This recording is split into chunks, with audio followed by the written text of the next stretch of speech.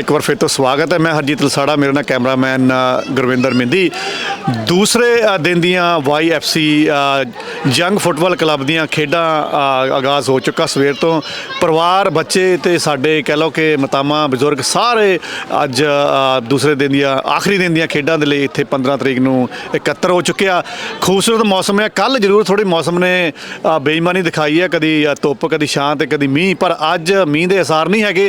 सो बड़ा खूबसूरत मौसम चल रहा। मिंटन इलाके के आले दुआले जिन्ने भी इलाके है, जिथे जिथे भी साडी आवाज़ तो तस्वीर पहुँचती आ जाओ बई लाओ नज़ारे। फिर अपने सभ्याचार दी खेडां दे सॉकर के मुकाबले चल रहे आ ते साडे नाल कहंदे हुंदे भी प्रबंध अच्छे होण ना, तो चाहे कुदरत माड़ी मोटी बेईमान भी हो जाए, कहते प्रीख्या लैंदी हुंदी है ते काम नेपरे चढ़ जाता हुंदा। रविंदर टोनी जी साडे नाल जुड़े हुए ने। मैनू कई बार तो ऐन लगता भी इन्होंने ना जो नाम रखे उन्होंने राखी लिए रखे हुए। मैं देखता था, मैं डांग डूंग भी रखी होनी है भी जो कोई खराबी करूँगा। तो डांग डूंग तो मैंने कोई वैसे लभी नहीं हैगी। तो टोनी जी अज हुण वेले थोड़े जिहे मिले आ ते आपां गलबात करदे हां कि किद्दां दा रहा पहला दिन, दूसरे दिन अज किस तरह के मुकाबले चल रहे आ ते किन्ने क टारगेट मिथे हुए ने। टोनी जी सब तो पहले तो जी सारिਆਂ ਦਾ बहुत बहुत धन्नवाद ਇੱਥੇ पहुंचण ਤੇ ਤੁਹਾਡੇ ਭਾਜੀ ਹੁਣਾਂ ਦਾ ਵੀ ਇੰਡੋਜ਼ TV ਵੱਲੋਂ ਕਿ ਸਾਡੇ ਜਿਹੜੇ ਜੰਗ ਫੁੱਟਬਾਲ ਕਲੱਬ ਮੈਲਟਨ ਵੱਲੋਂ ਅਸੀਂ ਟੂਰਨਾਮੈਂਟ ਕਰਵਾ ਰਹੇ ਹਾਂ ਉਹਨਾਂ ਨੂੰ ਕਵਰੇਜ ਲਾਈਵ ਕਵਰੇਜ ਕਰਨ ਵਾਸਤੇ। ਤੇ ਸਾਡਾ ਜਿਹੜਾ ਕੱਲ ਦਾ ਵੀ ਬਹੁਤ ਵਧੀਆ ਸਾਡਾ ਐਕਸਪੀਰੀਅੰਸ ਰਿਹਾ ਹੈਗਾ ਆ। ਪਰ ਬਹੁਤ ਸੋਹਣੇ ਮੈਚ ਚੱਲੇ, ਹੁਮਾ ਕੇ ਸਾਡੇ ਕੋਲ ਸਾਰੀਆਂ ਟੀਮਾਂ ਪਹੁੰਚੀਆਂ, ਪੇਰੈਂਟਸ ਪਹੁੰਚੇ ਆ।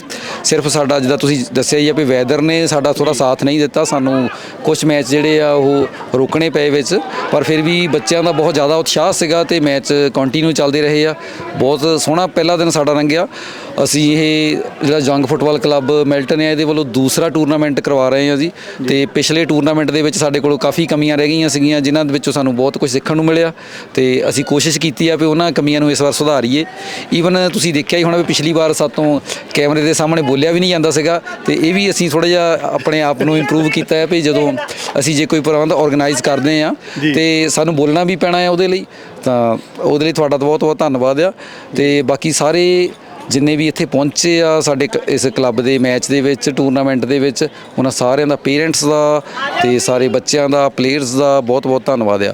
ਤੇ ਇੱਕ ਚੀਜ਼ ਹੋ ਰਿਹਾ ਵੀ ਸਾਡੇ ਜਿਹੜੇ ਸਪੋਂਸਰਸ ਹੈਗੇ ਆ ਨਾ, ਉਹਨਾਂ ਦਾ ਬਹੁਤ ਜ਼ਿਆਦਾ ਇਹਦੇ ਵਿੱਚ ਰੋਲ ਆ। ਕਿਸੇ ਵੀ ਕੰਮ ਨੂੰ ਨੇਪਰੇ ਚਾੜਨ ਦੇ ਵਿੱਚ ਜਿਹੜੀ ਫਾਈਨੈਂਸ਼ੀਅਲ ਹੈਲਪ ਆ ਉਹ ਬਹੁਤ ਜ਼ਰੂਰੀ ਹੁੰਦੀ ਆ ਤੇ ਸਪੋਂਸਰ ਤੋਂ ਬਿਨਾਂ ਇਹ ਕੰਮ ਜਿਹੜੇ ਆ ਉਹ ਸੰਪੂਰਨ ਨਹੀਂ ਹੁੰਦੇ। ਸੋ ਉਹਨਾਂ ਦਾ ਵੀ ਬਹੁਤ ਬਹੁਤ ਧੰਨਵਾਦ ਹੈ ਜੀ। तो जे मैं पूछा भी किन्नियां क क्लबां इस साल दूसरे साल दे विच जुड़ियां ने, क्योंकि लगता तो है कि जिद्दां लीग मैच कल चले आ, चाहे बारिश ने थोड़ा जिहा जरूर झंबिया पर वाहवा मैच सीगे। ਭਾਜੀ ਸਾਡੇ ਕੋਲ ਕਾਫੀ ਕਲੱਬ ਇਸ ਵਾਰ ਆਏ ਹੈਗੇ ਪਿਛਲੀ ਵਾਰ ਨਾਲੋਂ ਜ਼ਿਆਦਾ ਤੇ ਤਕਰੀਬਨ ਸਾਡੇ ਕੋਲ 85 ਦੇ ਕਰੀਬ ਜਿਹੜੇ ਆ ਉਹ ਮੈਚ ਟੋਟਲ ਹੋਣੇ ਹੈਗੇ ਆ ਜੀ ਕੱਲ ਦੇ ਤੇ ਅੱਜ ਦੇ ਰਲਾ ਕੇ। ਇਸੇ ਕਰਕੇ ਕੱਲ ਦਾ ਦਿਨ ਜਿਹੜਾ ਬਹੁਤ ਜ਼ਿਆਦਾ ਬਿਜ਼ੀ ਸੀਗਾ ਤੇ ਸਾਡੇ ਕੋਲ ਤੁਹਾਡੇ ਨਾਲ ਗੱਲ ਕਰਨ ਦਾ ਵੀ ਜਿਹੜਾ ਸਮਾਂ ਉਹ ਸਾਨੂੰ ਕੱਢਣਾ ਮੁਸ਼ਕਲ ਹੋ ਰਿਹਾ ਸੀਗਾ। ਤੇ ਇਹ ਬਹੁਤ ਜ਼ਿਆਦਾ ਟੀਮਾਂ ਸਾਡੇ ਕੋਲ ਪਹੁੰਚੀਆਂ ਹੈਗੀਆਂ ਤੇ ਆਸ ਕਰਦੇ ਹਾਂ ਵੀ ਸਾਨੂੰ ਨੈਕਸਟ ਈਅਰ ਹੋਰ ਵੀ ਜ਼ਿਆਦਾ ਪ੍ਰਬੰਧ ਕਰਨੇ ਪੈਣਗੇ ਤੇ ਹੋਰ ਵੀ ਜ਼ਿਆਦਾ ਟੀਮਾਂ ਸਾਡੇ ਕੋਲ ਪਹੁੰਚਣਗੀਆਂ।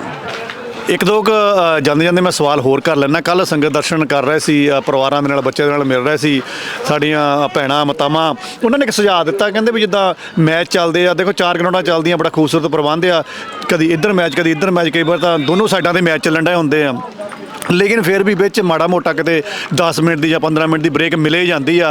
तो वो जो वेला समा आ आपां कहते भी इदां भी कर सकते कि वो आपां अपने बजुर्गों को थोड़ा बिजी कर दईए, जां साडियां मातावां भैणां नूं बिजी कर दईए, कोई म्यूजिकल चेयर चलती होवे जां कोई छोटा मोटा रस्सा खिच रहा होवे जां कोई निआणिआं दियां कुछ इस तरह का प्रबंध जे हो जाए तो होर भी कहते नज़ारा वध जूगा।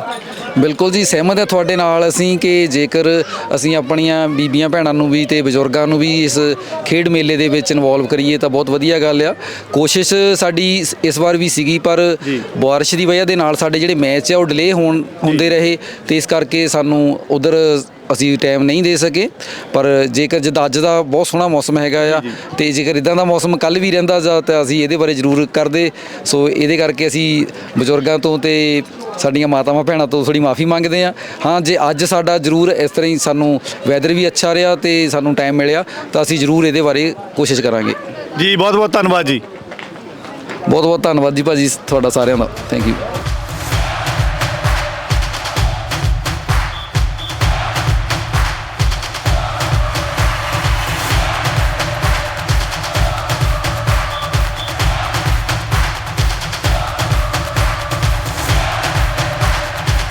ਜੰਗ ਕਲੱਬ ਵਾਲਿਆਂ ਨੂੰ ਜੀ, ਇਹਨਾਂ ਨੇ ਟੂਰਨਾਮੈਂਟ ਕਰਾਉਂਦੇ ਨੇ, ਪਿਛਲੇ ਸਾਲ ਵੀ ਕਰਾਇਆ ਸੀ, ਇੱਕੀ ਵੀ ਕਰਾਇਆ। ਰੈਂਕ ਉਹਨਾਂ ਨੇ ਬਹੁਤ ਵਧੀਆ, ਗੁੱਡ ਐਫਰਟ ਆ, ਬਹੁਤ ਵਧੀਆ। ਸਾਰੀ ਕਮਿਊਨਿਟੀ ਆਈ ਹੈ ਸਾਡੀ, ਇੰਡੀਅਨ ਕਮਿਊਨਿਟੀ, ਸਾਰੇ ਪੰਜਾਬੀ ਆਏ ਨੇ। ਜਵਾਕ ਬਹੁਤ ਵਧੀਆ ਨੇ ਜੀ, ਅੰਡਰ 7, 9, 11, 13, 15, ਓਵਰ 40, ਬਹੁਤ ਵਧੀਆ ਜੀ ਜਵਾਕ। ਕੱਲ੍ਹ ਮੌਸਮ ਖਰਾਬ ਸੀ ਥੋੜ੍ਹਾ, ਅੱਜ ਠੀਕ ਆ, ਵਧੀਆ ਧੁੱਪ ਲੱਗੀ ਆ, ਮਹਾਰਾਜ ਦੀ ਕਿਰਪਾ।